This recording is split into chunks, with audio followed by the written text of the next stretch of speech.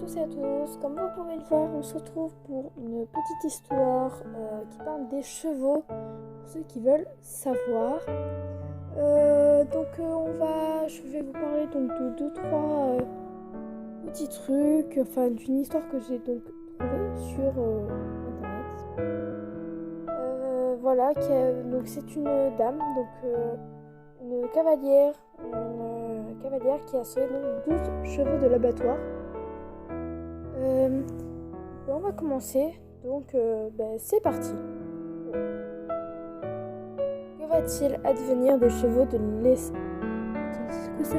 l'escadron? Que va-t-il devenir des chevaux de l'escadron? De grands parcs de Néron dans l'Ain, en proie à n'importe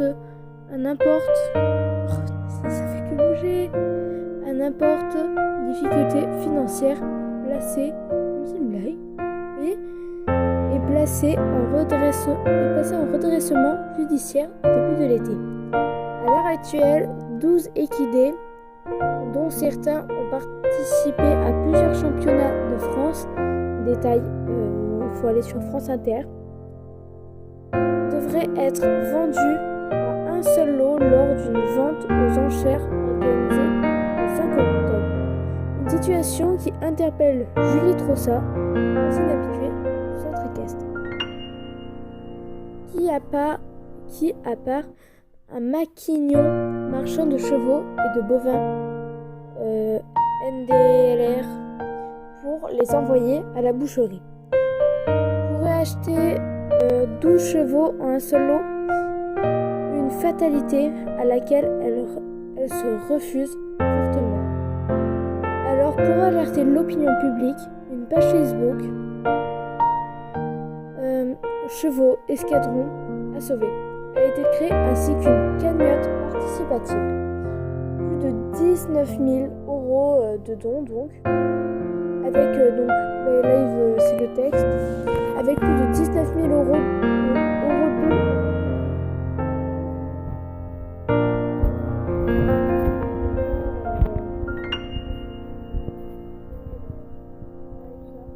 c'est à 17 jours. Là, ils disent que de base, ils étaient censés récolter donc 12 000 et à 17 jours avant que les dons se ferment, ils avaient déjà 19 000, donc c'était déjà quand même pas mal. Les instigateurs du mouvement se veulent optimistes. Nous serons en mesure de surenchérir sur d'éventuels maquignons. Reprend toujours Julie Trossat, cette fois-ci dans le Progrès. Comme l'explique encore France Inter, une bonne partie de l'écurie a été récassée aux quatre coins du pays avant la liquidation judiciaire. En revanche, les chevaux les plus vieux ainsi que 2 poulains non débourrés sont toujours en sursis. Donc là, je pense que c'est donc la cavalière qui parle et elle dit « C'est inadmissible d'envoyer de vieux chevaux de club à la boucherie.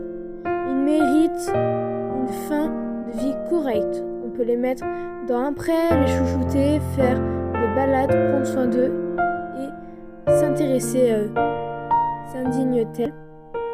Donc sur Facebook, un récent article explique que tous les chevaux ont trouvé leur future maison une fois la vente aux enchères effectuée.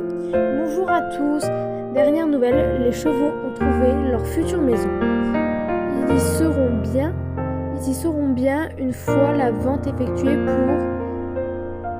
pour l'instant. Nous n'avons pas de date de cette dernière. Lui aussi nécessite d'un peu plus de temps pour tout bien préparer. Grâce à notre cagnotte, nous serons en mesure de surenchérir sur d'éventuels maquignons.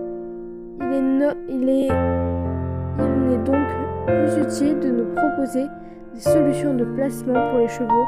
Merci en tout cas pour vos gentilles...